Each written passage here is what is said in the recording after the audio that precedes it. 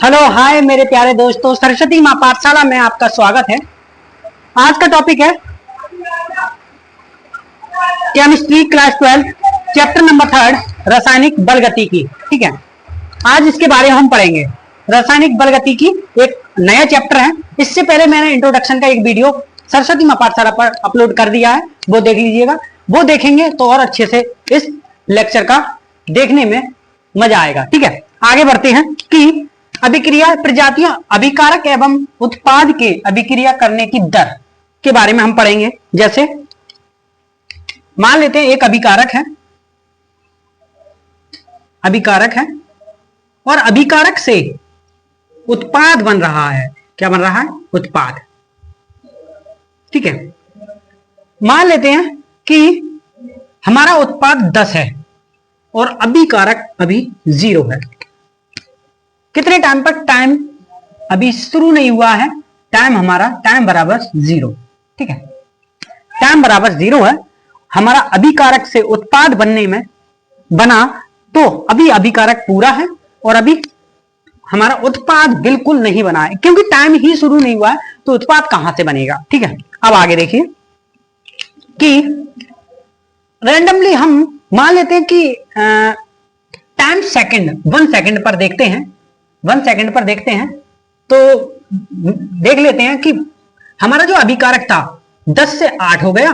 1 time बराबर 1 second पर हमारा अभिकारक था 10 से 8 हो गया और हमारा उत्पाद बढ़कर के 2 हो गया, यानी कि पहले 0 था अब 2 हो गया बढ़कर के। ठीक है, ऐसे टाइम 2 सेकंड पे देख लेते हैं। टाइम 2 सेकंड पे हमने देखा, टाइम 2 सेकंड पे देखा तो अभिकारक 8 से फिर कम हो गया, 6 हो गया और हमारा उत्पाद बन करके 4 हो गया। ठीक है, फिर 3 सेकंड पे देखते हैं।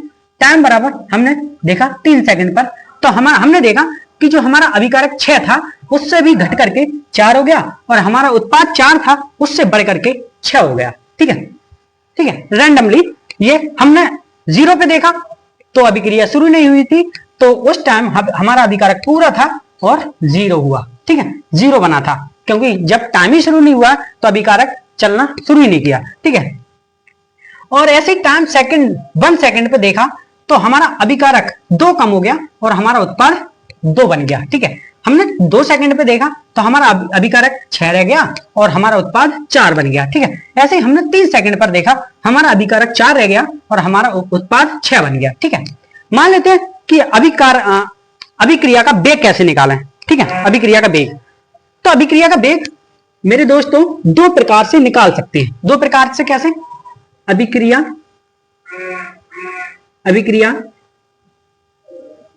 का वेग 2 प्रकार से निकाल सकते हैं। जैसे अभिकारक के विलुप्त होने की दर,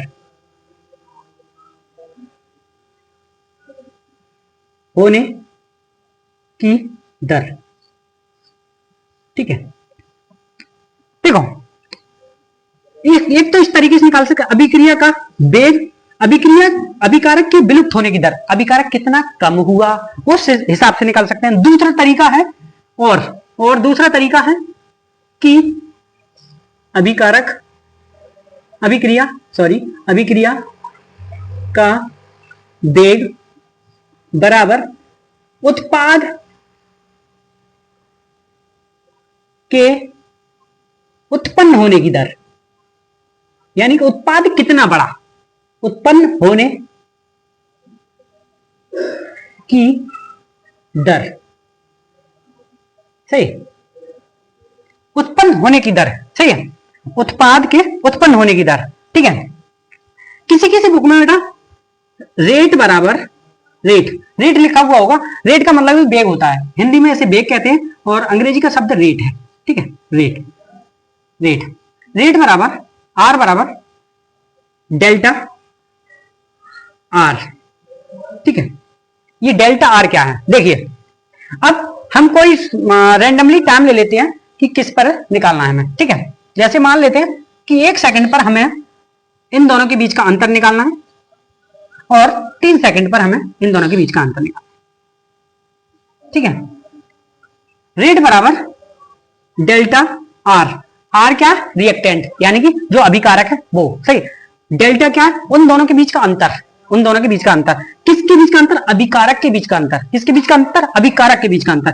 और T, delta T, delta T क्या है, डेल्टा टी है उस टाइम के बीच का अंतर, जो टाइम है, किसके टाइम का बीच का अंतर, अभिकारक इससे 8 से 4 कैसे हुआ, उसके बीच का अंतर, ठीक है, उसके बीच का अंतर।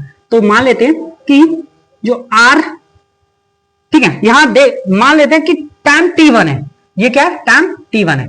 जैसे टाइम t1 हुआ, यहां लिख लेते हैं टाइम t1 पर 1 सेकंड है, तो हमारा अभिकारक जो था R1 बराबर कितना था, 8, ठीक है। और टाइम t1 पर, ठीक है, और टाइम t2 पर हमने देखा कि जो हमारा अभिकारक टाइम t, इसे 2 मान लेते हैं, 2 सही, तो 3 सेकंड, इसे 3 सेकंड माना, तो हमारा जो अभिकारक है इसे R1 मान लिया, इसे R2 मान लेते हैं। ऐसे ही ये हमारा, ये बाद में देखेंगे, ये R2 बराबर 4, ठीक है, जो अब हमारा अभिकारक बचा R2 बराबर 4। ऐसे ही इन दोनों के बीच का अंतराल, इन दोनों के बीच का अंतराल क्या होता है बेटा, R2 माइनस R1 बटे T2 माइनस T1, सही। इन दोनों के बीच का अंतराल क्या होगा उसके बारे में हम देख रहे हैं, ठीक है। तो R2 में से R1, सही, वैल्यू रख देंगे यहां पर, R2 क्या है 4, R1 क्या है 8, ठीक है, और टाइम T2 क्या है 3, और टाइम T1 क्या है 1, ठीक है, ये हो गया, देख लिया। तो अब क्या होगा आगे, ये माइनस के 4 बटे 2 काट दिया, तो माइनस का 2, माइनस का 2 आया। तो हमने देखा अभिकारक के अभिक्रिया का वेग अभिकारक के विलुप्त होने की दर से, अभिक्रिया का वेग अभिकारक के विलुप्त होने की दर से देखा तो माइनस का 2 आ रहा है, सही। इसका वेग क्या आ रहा है, माइनस का 2, माइनस का 2 एक हिसाब से तो लॉजिक से सही है, क्योंकि अभिकारक कम हो रहा है तो माइनस 2 कम हो रहा है, तो माइनस का 2 आना ठीक है। अब देखते हैं हम उत्पाद के उत्पन्न होने की दर से, अब क्या देखते हैं, उत्पाद के उत्पन्न होने की दर से।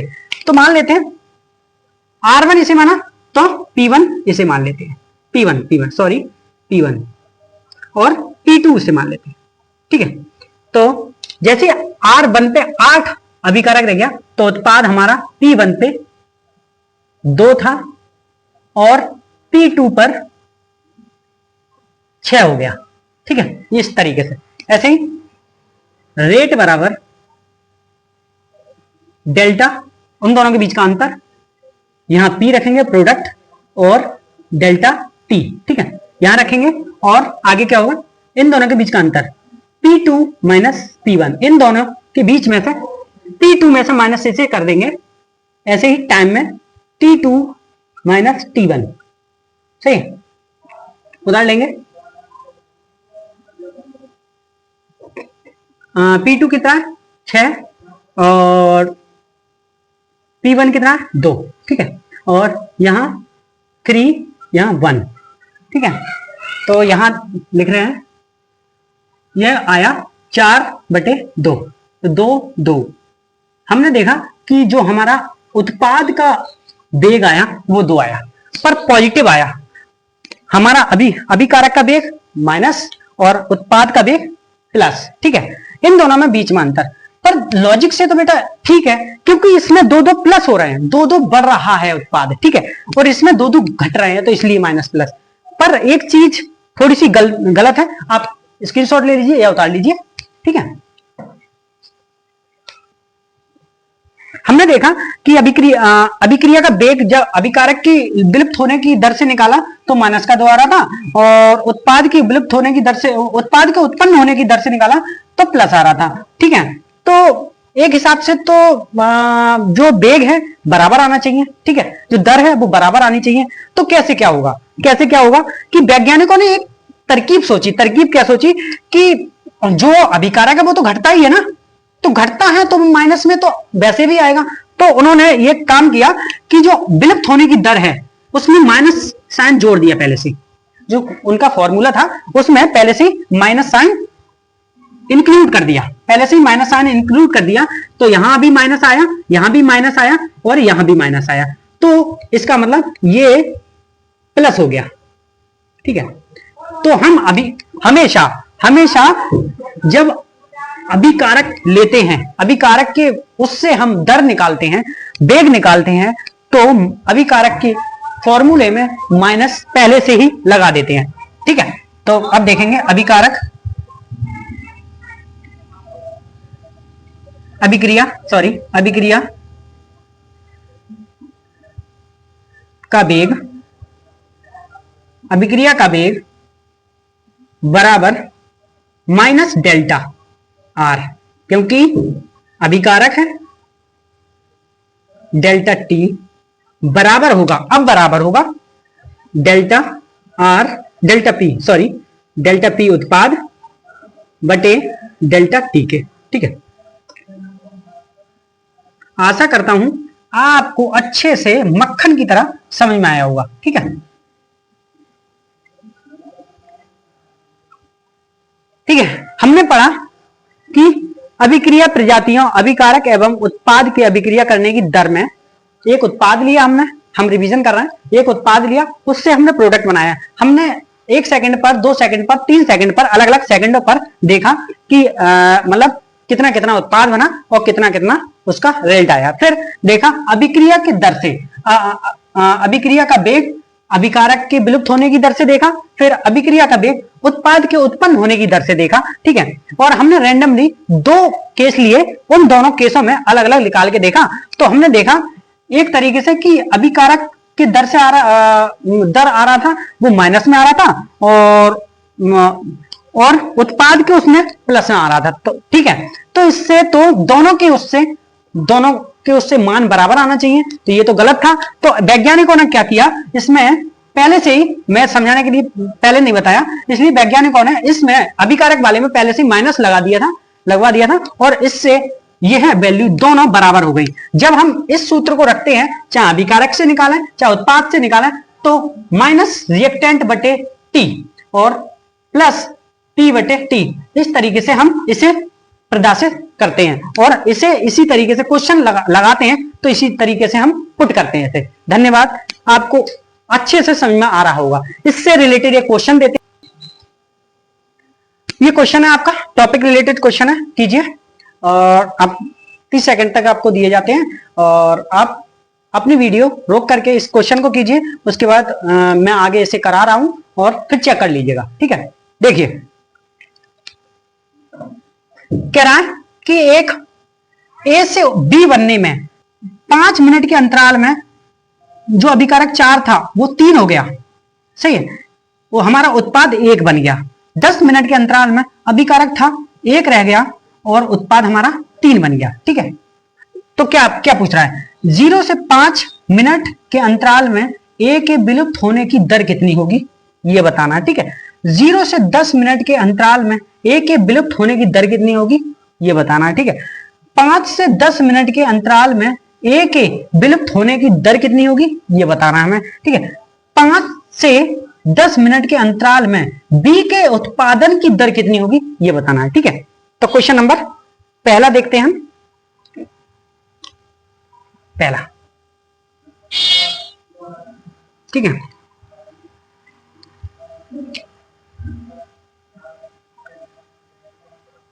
पहला क्वेश्चन, रेट बराबर किसका देख रहे हैं, 5 से 0 से 5 के अंतराल में। ठीक है, तो पहले से ही माइनस लगा देंगे, मैंने बता दिया था कि विलुप्त होने की दर किसकी, अभिकारक की, ए की, अभिकारक ए ही तो है, इसकी विलुप्त होने की दर, तो यानी कि माइनस डेल्टा ए बटे टाइम के बीच का अंतराल। ठीक है, देंगे कहां से कहां तक, 0 से 5 मिनट के अंतराल, 0 से 5 मिनट। ठीक है, ठीक है, देखिए A2 माइनस A1 बटे माइनस पहले से लगा दिया है T2 माइनस T1। ठीक है, लगा दिया, बराबर, अब वैल्यू रख देंगे, 0 से 5 मिनट के अंतराल में, 0 से 5 मिनट के अंतराल में 5, 3 लगा दिया 3, ठीक है, और 4, ठीक है। इन दोनों के बीच के 0 से 5 मिनट के अंतराल में देखा तो हमारा जो A2 है कितना है 3, और A1 कितना है मतलब 4, ठीक है। ऐसे ही T2 कितना है 5 और T1 कितना है 0, ठीक है। तो यहां वैल्यू रख दी हमने, रख दी। तो T2 कितना है 5 माइनस 0, ठीक है। फिर क्या आया, ये माइनस पहले से यहां लगा हुआ है तो माइनस 1/5, ठीक है। तो हमने देखा 1/5, 1/5 0 से 5 मिनट के अंतराल में विलुप्त होने की दर आ गया, ठीक है। ये आ गया, पहले का आंसर आ गया। दूसरे का आंसर देखते हैं हम।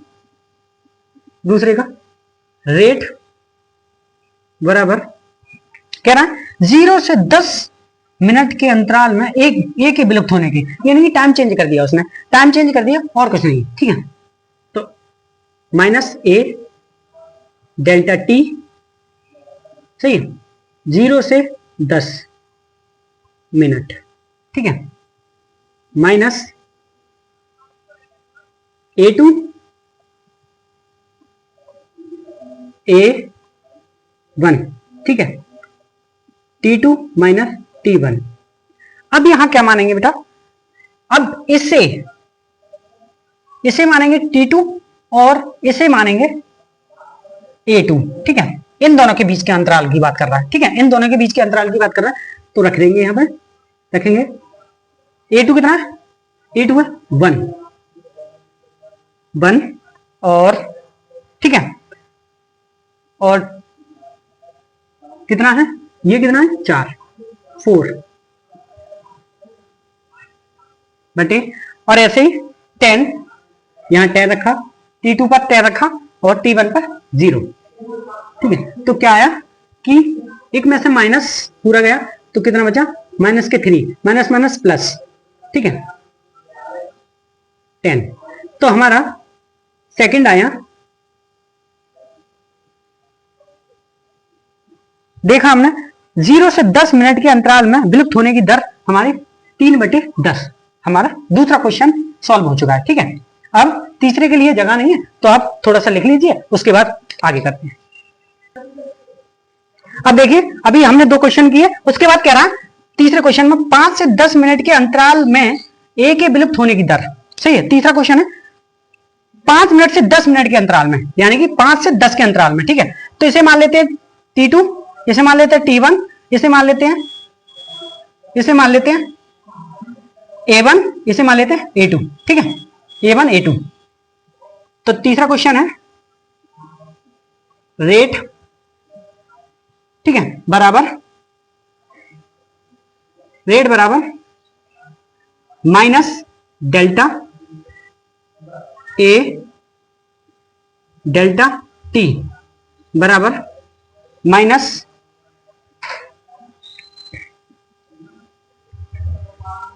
A2 माइनस A1 बटे